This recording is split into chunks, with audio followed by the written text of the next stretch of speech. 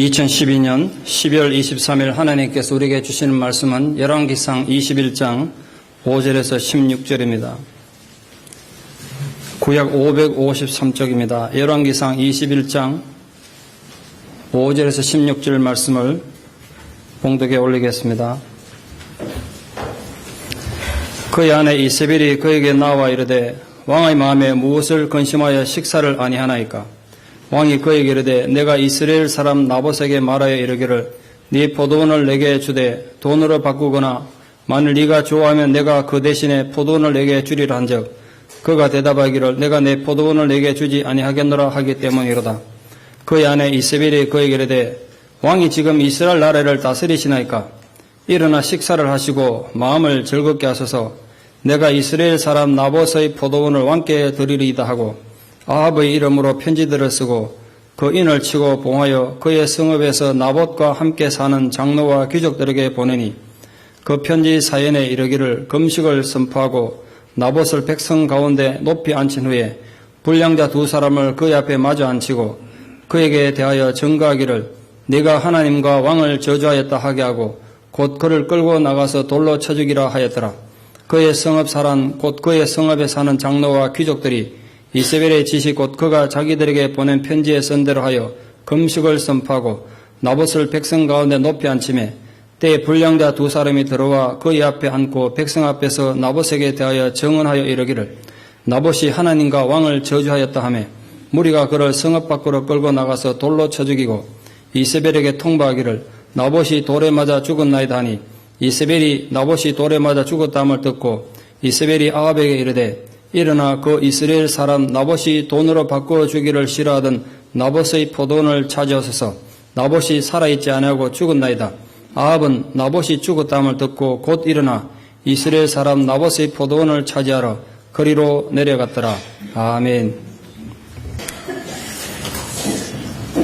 유대인 알프레드 드레피스는 유대인이었음에도 불구하고 프랑스 육군 포병대위였습니다.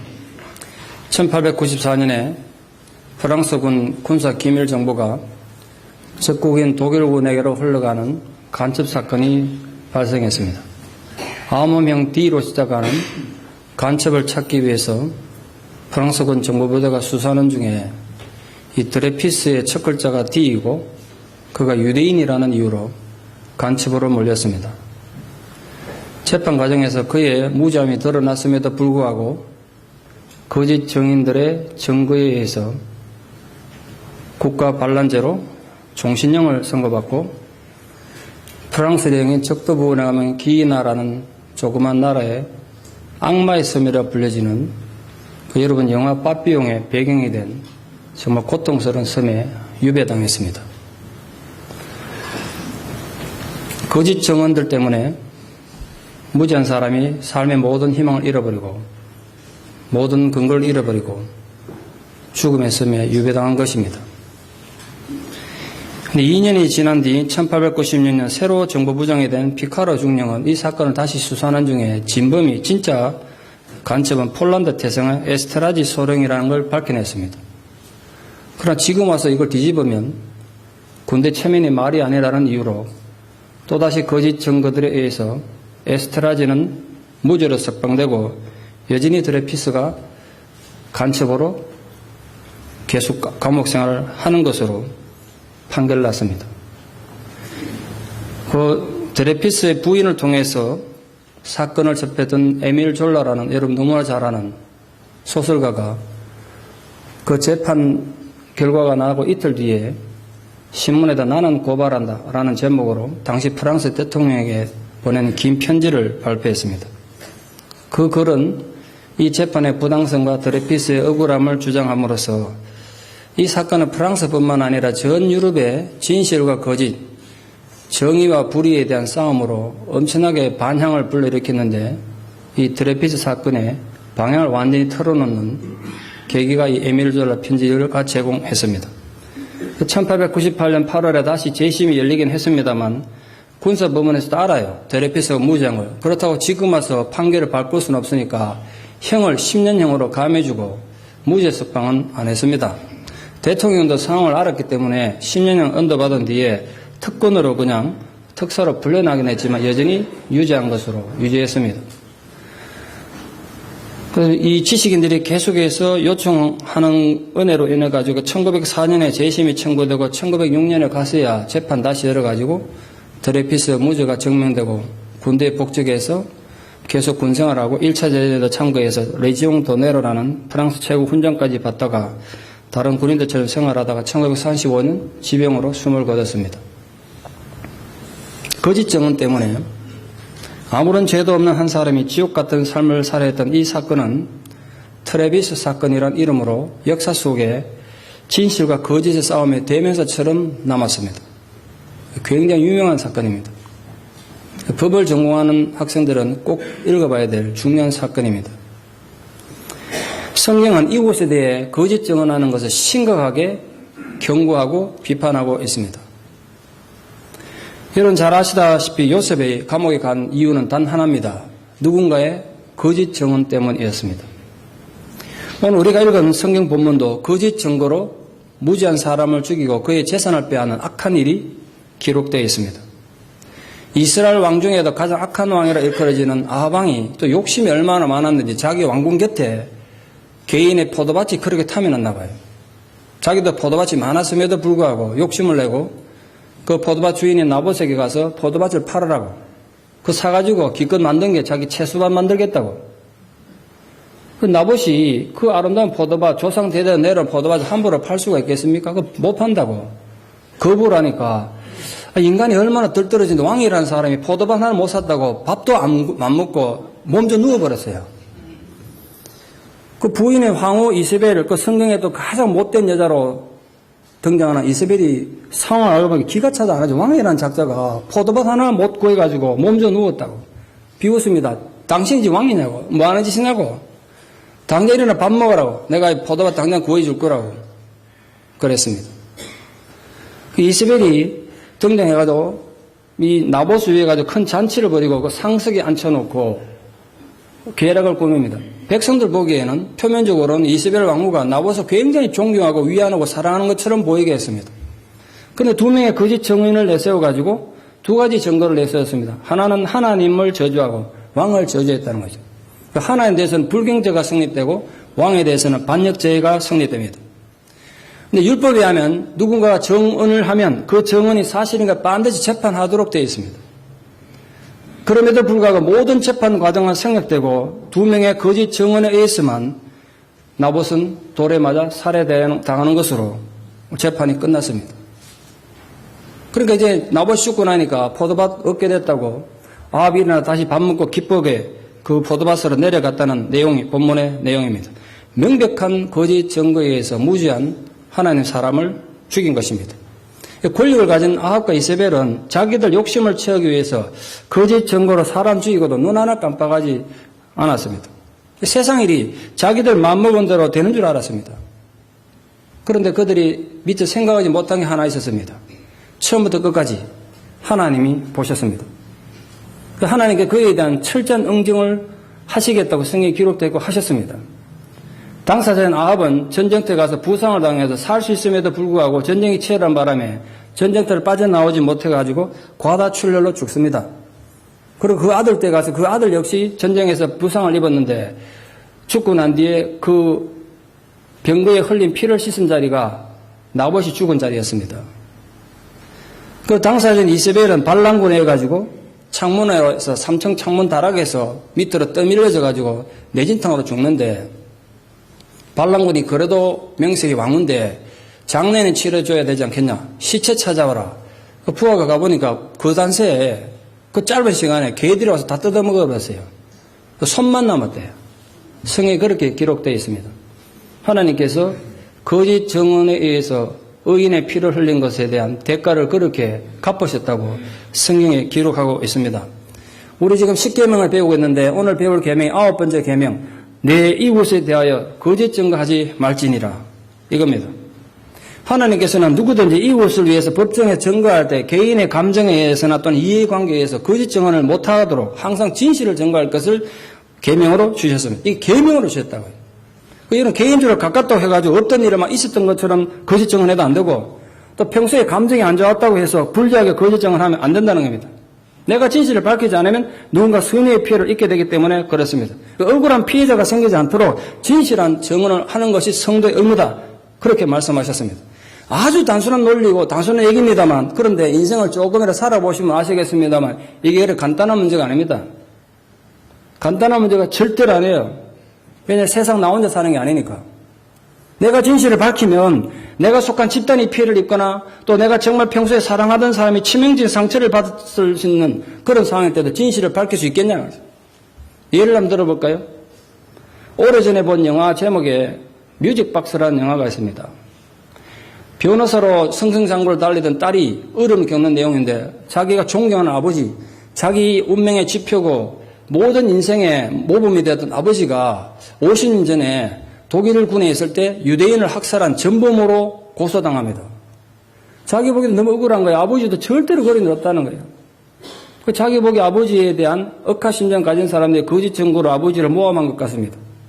아버지를 존경하고 사랑하는 많은 사람들 아버지가 무지하다고, 이 사람 절대로 그럴 사람 아니라고 증언을 했습니다. 변호사의 딸도 자기의 모든 지식을 동원해서 아버지의 무지함을 위해서 변호했습니다. 그러던 어느 날입니다. 자기 집 다락방에서 아주 먼지가 쌓인 뮤직박스를 발견했습니다. 뮤직박스가 뭔지 아시죠? 테이프를 감으면 인형이 돌면서 음악 나오는 겁니다. 근데 아버지의 유품인 이 아버지의 물건인 뮤직박스는 틀면은 돌리면 음악이 한 곡 끝날 때마다 그 밑에서 사진이 이렇게 나오도록 되어 있는 특수한 뮤직박스였습니다. 딸이 무심코 그걸 돌렸는데 음악이 끝날 때마다 사진이 한 장씩 나오는데 아버지가 유대인을 잔인하게 죽이면서 아주 자랑스럽게 유대인을 학살하는 장면이 찍힌 사진들이 거기서 계속 나오는 겁니다. 아버지가 전범이었던 것입니다. 고소당한 것이 사실이었던 것입니다. 이제 딸은 진짜 양난에 빠집니다. 법의 정의를 따르자면 아버지를 전범으로 고발해야 되고, 아버지와 딸이라는 육신의 관계를 따르자면 아버지를 변호해야 됩니다. 제가 여러분 묻겠습니다. 여러분이 딸의 입장이라면 어떻게 하시겠습니까? 그 영화의 끝은 딸이 고민하다가 결국은 자기가 법정에 재판관, 변호인으로서 모든 권리를 포기하고 검찰적 정인으로 나서서 아버지를 고소하는 것으로 영화가 끝납니다. 거짓 증언을 하지 말라는 계명을 통해서 하나님께서 오늘 우리에게 요구하시는 것은 인간의 진실함입니다. 단순하게 표현해서 양심의 소리는 살아있어야 한다는 것입니다. 신앙인에게 가장 무서운 게 뭔지 아십니까? 뭐 여러 가지 있겠습니다만 양심이 병들어 죽는 것입니다. 그게 가장 무서운 것입니다. 신앙인들이 어떻게 자신의 양심을 죽이는지 아십니까? 입으로는 하나님의 뜻이라면서 자기 양심을 속이는 겁니다. 신앙인에게 이보다 더 위험한 건 없습니다.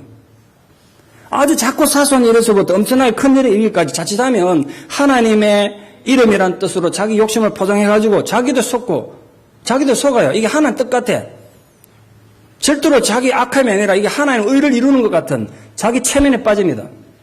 그리고 남도 속입니다. 그게 되풀이되면 누구라도 양심이 죽게 되어 있습니다.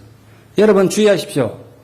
부디 여러분 양심이 죽도록 내버려 두지 말고 여러분 양심이 살아있도록 노력하십시오. 그게 성도의 의미 아니겠습니까? 그러려면 자신에게 굉장히 엄격하셔야 돼요. 우리가 같이 신앙생활한 한 교회 교육이 되고 나면 가장 힘써야 될 게 뭔지 아십니까? 성도 간에 거짓을 말하지 않는 것입니다. 진실한 것입니다. 그 이유가 뭐냐면 이제는 성도 하나님 앞에서 성도가 한 몸이기 때문에 그렇습니다.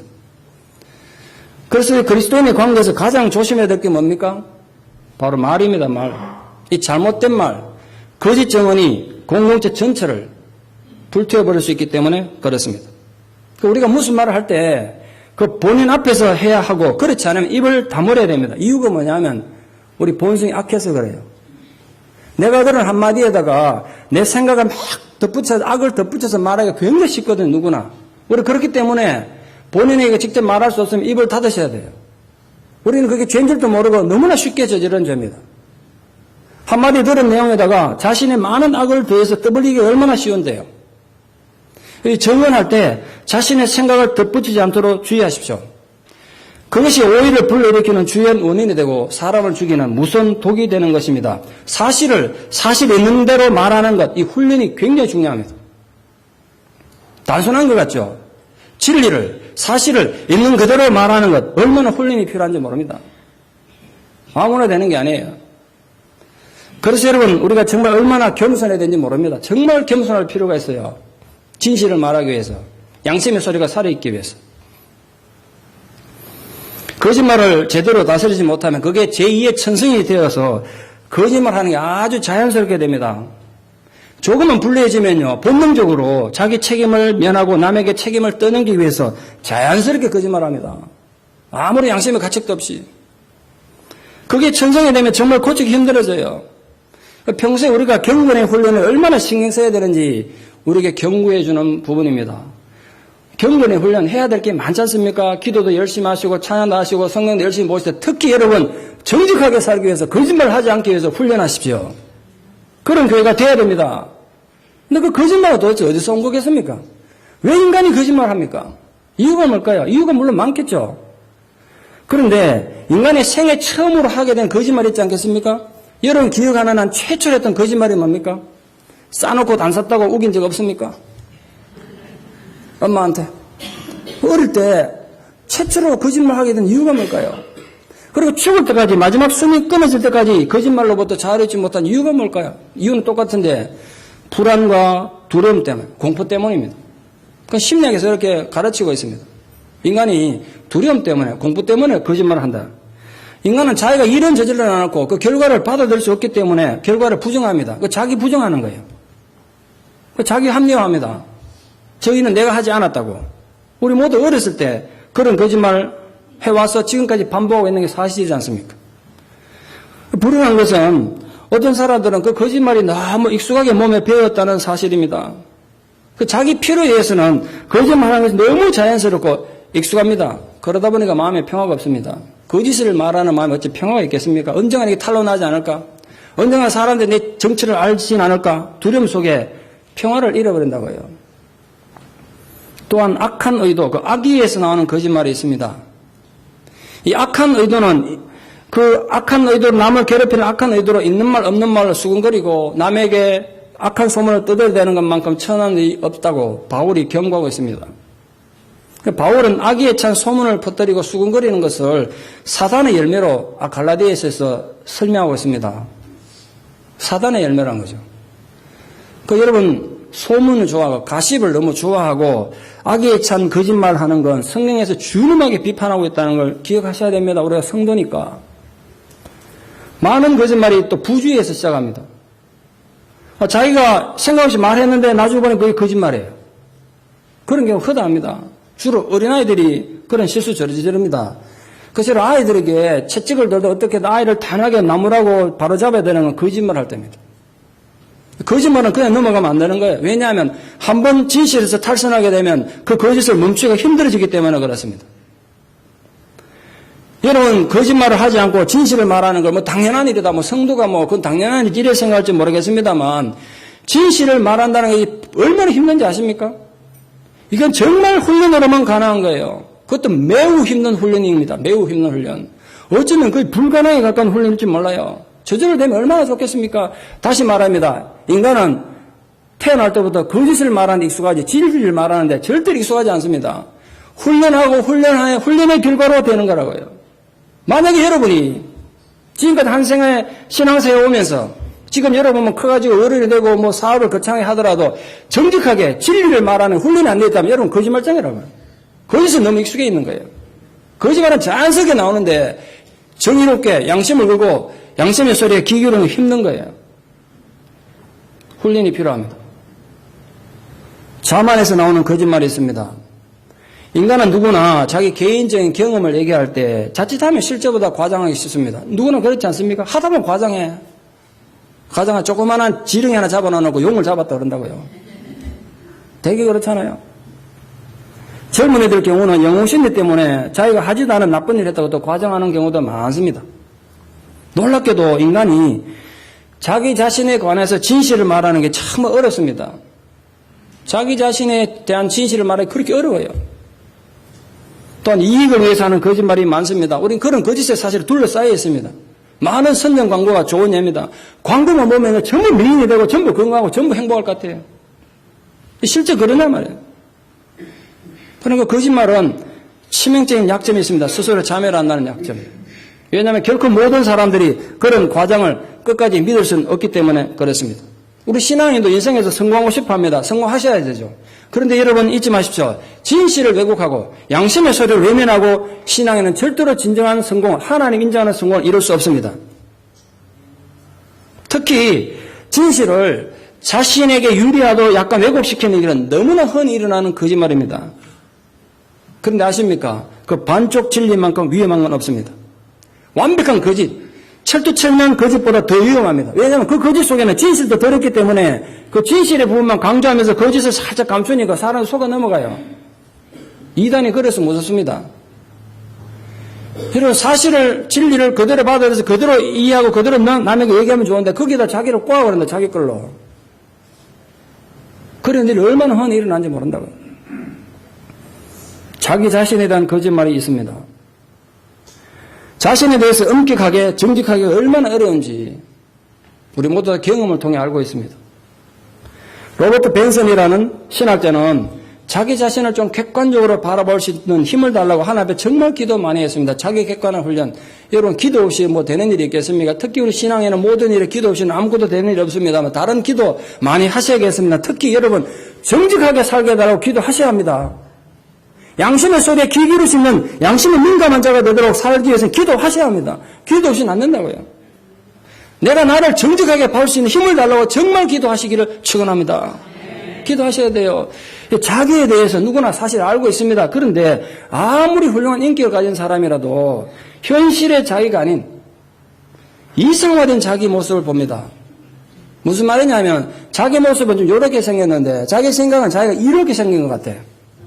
그 이상화된 자기를 걸어놔놓고 그게 자기라고 착각합니다. 제 말이 지금 이해되십니까? 사실 굉장히 중요한 얘기 제가 말씀드렸는데 자기 모습은 좀 요거밖에 안 되는데 이상화된 이런 자기를 걸어놔놓고 그게 자기 자신인 줄 알고 그렇게 착각하고 남에게도 얘기한다고요. 그 결과 어떤 일이 벌어진지 하면 당연히 다른 사람 같아서는 비난했을 일인데도 자기 일인 경우에는 나는 그런 일 해도 괜찮다 자기를 정당하는 거예요. 때로는 자기 자신이 남들에게 얼마나 상처를 주는지 전혀 느끼지 못할 수가 있습니다. 특히 지금 자기가 왜 그렇게 행동하는지 자기 마음의 동기를 그대로 인식하기 정말 힘듭니다. 동기를 내 안에 있는 진짜 동기를 알기 어렵다고요. 있는 그대로 자기 모습을 보고 있는 그대로 자기 마음의 동기를 보는 것만큼 괴로운 일 없습니다. 사람이 자기에게 이 추함을 보면 괴롭다고요. 괴롭지. 그런데 있는 그대로 자기 자신과 대항해 보기 전까지는 여러분이 주장하는 어떤 개혁이나 왜 세상이 이러냐 욕하는 그 개혁이든 어떤 치유도 시작할 수 없습니다. 여러분에게 어떤 문제 하기 전까지 어떤 개혁도 일어나지 않는다고요. 자기는 모순 덩어리 있으면서 늘 세상을 바꾸려고 해보세요. 세상이 바뀌는 거 절대로 안 바뀐다고요. 자기 문제 직면해 보셔야 돼요. 우리는 많은 경우에 실제와는 전혀 다른 자신의 모습을 그리면서 전혀 근거 없는 뿌리 없는 자신감, 자기 만족에 빠져 사는 눈뜬 장님들로 삽니다. 저도 그런 경우 많이 합니다만 인간이 자기 자신을 정직하게 대면하면 정말 창피하고 멘붕하고 부끄러움을 많이 느낍니다. 너무 괴로워요. 내가 이렇게 초라하고 내가 이렇게 문제 많은 인간이라고 정말 창피하고 부끄러운 생각이 듭니다. 그런데 거기서 제가 엄청난 은혜를 발견했습니다.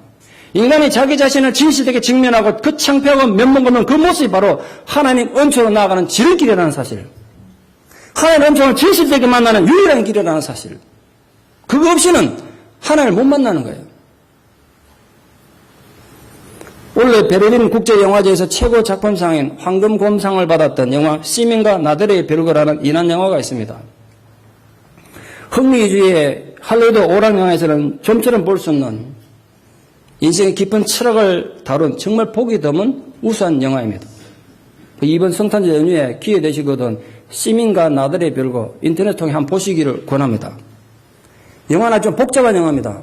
몇 가지 주제를 다루고 있습니다만 그 중에 중요한 주제 하나가 거짓 정언에 대한 인간의 양심을 다루고 있습니다. 회교 국가에서 만들어진 영화인데도 인간의 도덕성을 정말 깊이 있게 다루고 있어서 우리 특히 신앙인들이 꼭 좀 봤으면 좋겠다. 우리가 기독교인으로서 교훈을 받아야 될 부분이 굉장히 많습니다.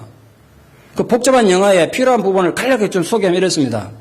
아내 시민은 11살 난 딸 테르메의 장래를 걱정해서 이란이라는 나라가 지금 장래가 불투명하니까 이 나라를 떠나서 미국으로 이민 가서 살자고 계속 남편에게 요구합니다. 문제가 하나 있습니다. 남편 나데르의 입장에서는 어머니는 오래 돌아가셨고 오래전에 아버지가 계시는데 그 아버지가 치매에 걸렸어요. 그 자식들 입장에서 치매 걸린 아버지를 두고 어떻게 이민을 가냐. 그 아내는 얘기는 이랬습니다. 어차피 치매 걸린 아버지 누가 우리 자식들인지도 아무도 몰라보는데 어차피 양로원에 가 있으면 우리가 미국 가서 돈을 더 많이 벌어서 돈을 보내주면 아버지 더 잘 모시는 거 아니냐. 왜 아버지를 버린다고 생각하냐. 그 여기서 합의가 안 돼가지고 갈등이 생겨 결국은 별거를 하게 됩니다.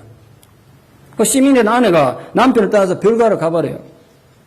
그 남편이 이제 딸도 돌보고 아버지를 치매 걸린 아버지를 돌봐야 되는 혼자서 안 되니까 라지에라는 간병인 여자를 고용합니다. 라지에라는 이 여자도 어린 딸을 데리고 있는 지금 집이 힘든 집이라 일을 안 하면 먹고 살기 힘든 집이라 겨우 이 직장을 구해서 기뻐한 마음으로 이 할아버지를 돌보기 시작합니다. 근데 온 지 이틀째 되는 날 이 라지에가 자기 딸 문제 때문에 급히 바깥에 나가야 될 일이 있는데 할아버지 그때 보니까 집에서 방에서 주무시고 계셨어요. 잠시 갔다 오면 되겠거니 하고 나갔다 온 그 사이에 할아버지 잠이 깨가지고 바깥에 배회하다가 차에 치여 죽을 뻔했습니다. 그런데 경찰이 보고 할아버지가 혼자 다니니까 보호자가 누구냐 이러다가 이제 아들이 알게 된 거죠. 아들이 얼마나 화가 났겠습니까?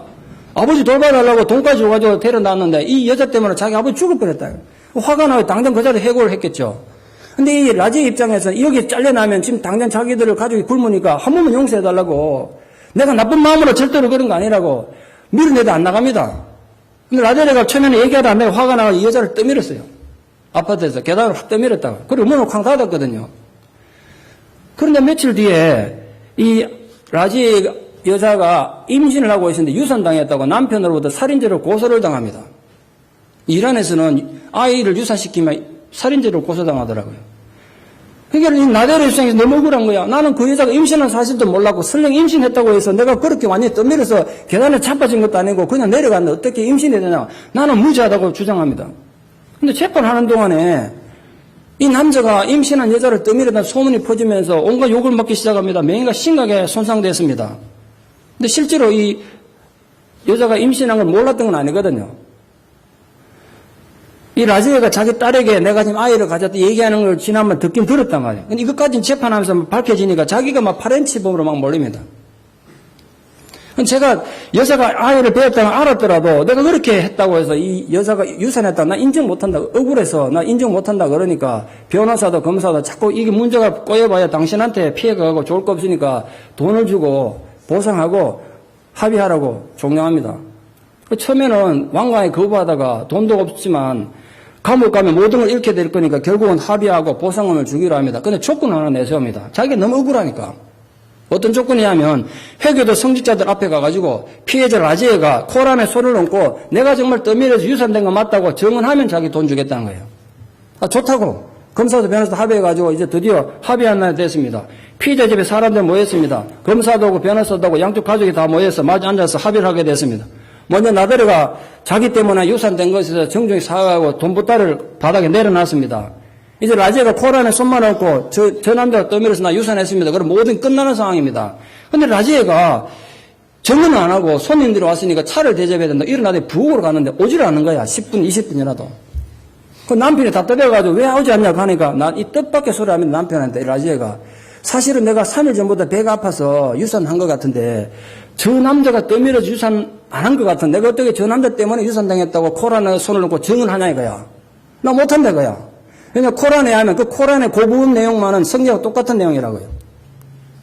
거짓 증언하면 자식들이 저주를 받는다 그러는데 내가 한번 이 자리에서 거짓 증언했다가 내 자식들이 저주받으면 그거 어떡하냐. 나 절대로 못한다 그러니까 남편이 이제 화가 난 겁니다. 당신이 지금 와서 그래 말하라. 내가 아무런 죄도 없는 사람 괜히 몰아가지고 협박해서 돈이나 뜯으려는 파렴치범이 되지 않냐 내가. 그럼 나는 뭐가 되냐. 지금 일단 증언하고 나중에 문제는 나중에 생각해서 증언하자 그래도 여자가 절대로 못하겠다는 거야. 자기 양심상. 신앙의 양심상. 제가 그 영화를 보고서 회계도들 그러면 전부 테러리스트인 줄 알았다가 생각을 많이 바꿨습니다. 제가 느꼈던 가장 큰 충격은 잠깐 눈 한 번 감고 거짓 증언하면 자기 개인도 큰 이익을 얻을 수 있고 사랑하는 사람의 명예도 지킬 수 있는 상황에서 신에 대한 경외감으로 결코 거짓 증언을 하지 않는 그 종교적인 회계도들의 순수성을 보고 기독교의 위기를 본 겁니다. 물론 그 영화니까 목사님 영화에 너무 민감히 반응하지 않냐고 말하지 모르겠습니다만 영화는 그 시대를 반영하는 문화라고요. 미국에서는 절대 이런 영화를 못 만들었을 것 같아요. 제가 그 영화를 보고 기독교가 도덕성에서 회교들이 이렇게 밀리면 안 되는데 위기를 느낀 겁니다. 거짓 증거하지 말라는 회교도들의 성경의 부분이나 우리 기독교의 성경의 부분이나 똑같은 성경이니까. 제가 그래서 위기를 느낀 겁니다. 회교도들은 거짓 증거하지 말라는 10계명의 계명을 갖고 그것 때문에 자기가 아무리 불리해줘도 거짓 증거를 하지 않는데 똑같은 상황에 우리 기독교인이나 우리 교인들이라면 우리는 하나님 앞에 그런 충성심을 가지겠는가? 우리는 어떻게 했을까? 그런 반성을 제가 영화를 보며 한 겁니다. 거짓 증거하지 말라는 계명에는 또 다른 하나님의 명령이 있습니다. 우리 이웃이 거짓 증거로 고통받거나 비방을 받을 때 그들을 위해서 정인이 되고 그들을 위해서 변호하기 위해 일어나야 한다는 것입니다. 부당하게 비방받는 줄 알면서도 침묵하는 것은 그를 거짓 증거로 해치는 것과 똑같은 잘못을 저지른다. 성경이 그렇게 우리에게 경고하고 있습니다. 요나단은 아버지 사울이 신하들 앞에서 다윗이 반역을 도모했다고 모함하고 거짓 증거할 때 목숨 걸고 다윗의 무죄함을 변호했습니다. 오히려 아버지를 책망하고 나무랐습니다. 아버지, 다윗 같은 충신을 해쳐서 하나님 앞에 범죄하려고 합니까? 신하들 앞에서 아버지를 비난했어요. 그러다가 아버지로부터 입에 담기 힘든 쌍욕을 듣습니다. 성경에 이렇게 번역이 되어 있으니까 우리가 문화가 달라서 이해가 좀 안 됩니다만 그때 아버지 사울이 아들에게 했던 욕이 있지 않습니까? 그건 강대상에서가 사실 못할 욕이에요. 진짜 심각한 욕이에요. 거기 성경에 기록되어 있다니까요. 그런 욕을 먹고 아버지 창의에서 죽을 뻔했습니다. 적어도 요나단은 친구 다윗의 무죄함을 변호하기 위해서 자기 목숨을 걸었던 거예요. 그런 의리 있는 사람이었어요. 여러분 모른지기 성도는 의리가 있어야 돼요.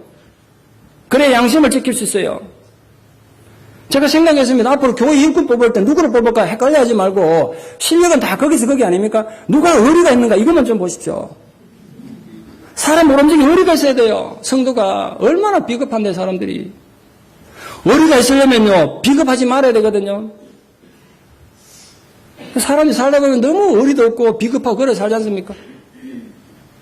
하나님의 사람들은 의리가 있어야 되고 비겁하지 말아야 돼요. 목에 칼이더라도. 어거스틴은 혀는 칼보다 더 큰 상처를 남긴다고 거짓 증거 위험성을 자기 책에서 경고한 적이 있습니다.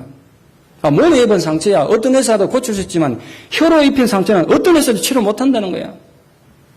특히 앞에서는 우정이 있는 척하면서 뒤에서 그를 중상 몰아가는 건 정말 가장 추악한 일입니다. 적어도 구원받은 성도라면 그런 식으로 이웃을 거짓 증거하는 일은 없어야 합니다. 다른 사람에 대해서 거짓 증거해서 헛소문을 내는 것이 하나님 계명을 어기는 것인 것처럼 헛소문을 듣고 그걸 조사를 안 해보고 거기에 동의하고 받아들이는 것 또한 명백히 하나님 계명을 어기는 것입니다.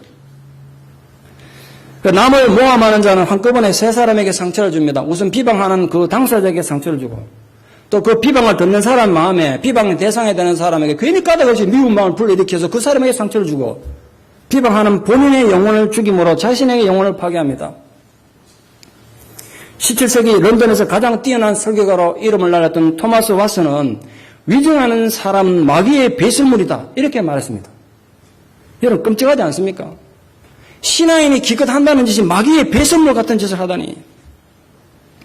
여러분 사랑이 위대한 점이 많습니다만 사랑은 다른 사람의 말에 대해서 가장 선한 해석을 내리게 하는 힘입니다. 듣고 그 사람이 좋은 얘기만 듣는 거예요. 그러나 사랑이 없으면 아무리 내게 유익한 말도 왜곡해서 듣고 상대방의 진실을 왜곡합니다. 참 이건 답이 없어요. 나는 그런 뜻으로 말 안 했는데 왜곡되게 듣는 건 방법이 없어. 시험에 들겠다고 작정하는 데 방법이 없어.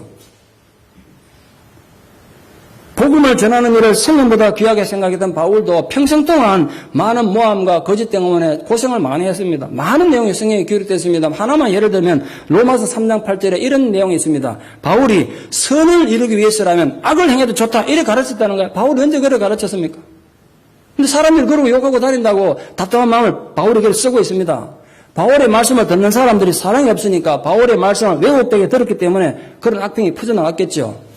여러분 아시다시피 세례요한은 어떻게든 이 음란한 시대에 하나님 앞에 거룩하게 살려고 노력하니까 귀신도 그렇다고 모함을 받았습니다. 예수님이 죄인들을 거부하지 않고 받아들이고 그들의 죄를 해결하니까 결국은 죄인들의 친구, 세리의 친구라는 모함으로부터 자유롭지 못했습니다. 그러니까 하나님 말씀대로 살려고 노력하는 사람들이 모함받는 일은 언제나 있는 일이고 지금도 흔한 일입니다. 그렇기 때문에 만약 지금 여러분들이 거짓 정언 때문에 고통받고 있는다고 한다면 그런 거짓 정언 때문에 세상 다 끝난 것처럼 절망하지 않기를 바랍니다. 그래도 내가 해는 또 오를 것이고 지금은 돌아가니까. 그래서 제가 거짓 증언에 관련해서 아주 실제적인 좀 교훈과 위로를 드리고 싶습니다. 지금 그런 고통 가운데 있는 분들에게. 여러분 중에는 직업의 특성상 또는 운명적으로 여러분이 교회에서 하는 일이 거짓 모함자들을 만날 수밖에 없는 사람들이 있습니다. 근데 그거 어떻게 하시겠어요? 어떻게 하겠냐고. 거짓 모함하는 사람 만날 수밖에 없는데 그 거짓 모함하는 자들로부터 벗어나려면 지구를 떠나야 되는데 어떻게 하시겠어요? 참된 말씀으로 반응하는 성도들에게 당부합니다. 그런 모함으로부터 내가 결코 벗어날 수 없다면 차라리 그 거짓 증인들을 거룩하게 사용하십시오. 내가 부정한다고 없어지는 것도 아니고. 여러분, 시므이가 피난가는 다윗을 공개적으로 비난하고 모함했을 때 다윗은 그 욕설을 거부하지도 않았고 복수하지도 않았습니다. 단지 그것을 받아들이고 거룩하게 사용했습니다.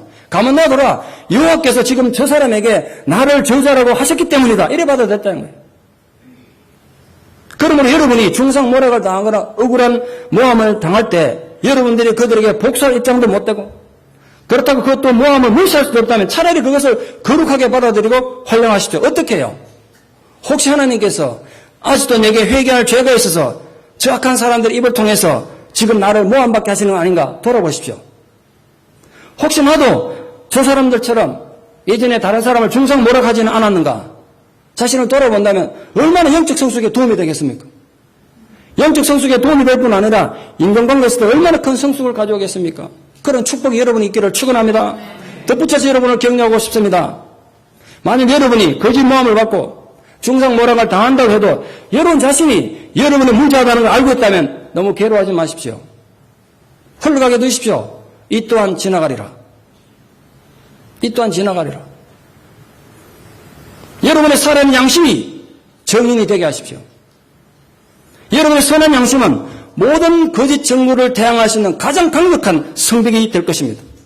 그 어떤 중상모략도 선한 양심을 이길 수는 없습니다. 다시 말씀드립니다. 어떤 그릇도단 거짓도 선한 양심을 진리를 이길 수는 없습니다. 우리 그걸 믿읍시다. 아울러 하나님께서 여러분을 모든 거짓 정언들로부터 부디 지켜주실 것을 또한 믿으십시오. 그래서 그분의 이름을 높이 찬양하십시오. 욥은 거짓 증거를 혀의 채찍이라고 불렀습니다. 진실로 살아계신 하나님께서 여러분의 모든 종류의 거짓 증거들, 혀의 채찍들로부터 지켜주시기를 축원합니다. 그러므로 여러분이 지금 고통스럽고 힘들고 어려운 상황에서 하나님의 보호와 위로하심에 다시 용기를 가지고 가야 할 길을 용기 있게 걸어가는 분들 되기를 진심으로 축원합니다. 기도드리겠습니다.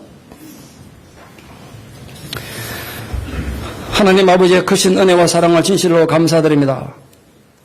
악이 이렇게 횡행하고 거짓이 인간의 본능같이 퍼뜨려진 이 세상을 살아가면서 우리가 자칫 잘못하면 이웃에 대한 거짓 정언하기가 얼마나 쉬운지 오늘 우리가 말씀을 통하여 교훈을 받습니다. 주여, 우리 마음의 동기와 우리 입술에 성령의 기름 부음이 있고 성령의 할례가 있어서 우리가 어떤 불리한 상황에서도 이웃에 대한 거짓 정언을 하는, 거짓말을 하는 어리석음에서 우리를 지켜주시옵소서. 또한 우리가 그렇게 거짓 증언에 희생이 당할 때, 억울한 모함을 받을 때 그것으로 인생이 끝나는 것처럼 좌절하거나 절망하지 않고 오히려 그것을 거룩하게 사용함으로 오히려 우리 신앙에 성숙하고 도리어 변화의 기쁨이 되는 은혜가 있게 하여 주시옵소서. 하나님께서 우리를 지키고 보호하실 것이며 어떤 거짓도 진리를 이길 수 없다는 믿음이 승리하게 하여 주시옵소서. 예수님 이름 받들어 기도드리옵나이다. 아멘.